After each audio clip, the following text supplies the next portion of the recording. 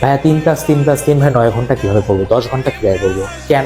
আমি তোমাকে একটা সিম্পল কথা বলি, কিভাবে পড়বো এটা তোমার অ্যান্সার হবে না, তোমার অ্যান্সার হবে হোয়াই, কেন করবে। সামনে টেবিলে খাতা নে, কলম নে, কারণ লেখ, টানা টানা, সামনে টানা। কেন করবি 9 ঘন্টা? কেন লাগবে সি?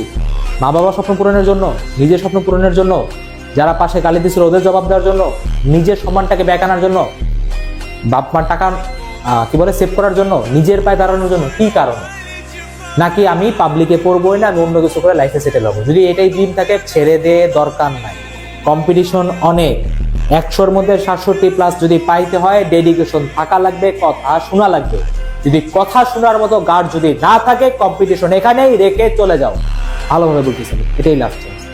বারবার দেখতে চাই না এই কোর্স কেন, সেই কোর্স কেন, এখানে যাও সেখানে যাও, দিন শেষে একটা চান্স পর্যন্ত হয় না।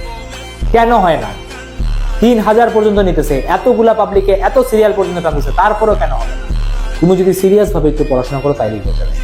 কথা বুঝে গেছে? কারণ লেখ, টানা। যদি কারণ একটা কারণে যদি না লিখতে পারিস, টেবিল থেকে উঠে যা, ফোন বন্ধ কর, সর এখান থেকে, কোনো দরকার নাই। উদয় তুই তো টাইম নষ্ট করতেছিস, এভাবে জীবনে চান্স হবে না, জিন্দেগিতে চান্স হবে না। কথা বুঝে গেছে? যদি না হয় এখান থেকে ওঠ, সর। ভালোভাবে বলতেছি ভাই, নরম ভাবে বলতেছি, যদি না হয় সরে যা। 9-10 ঘন্টা পড়া মুখের কথা না, বললেই হয় না 9-10 ঘন্টা। 1 ঘন্টা পরে তুমি পড়া থেকে উঠে যাবা।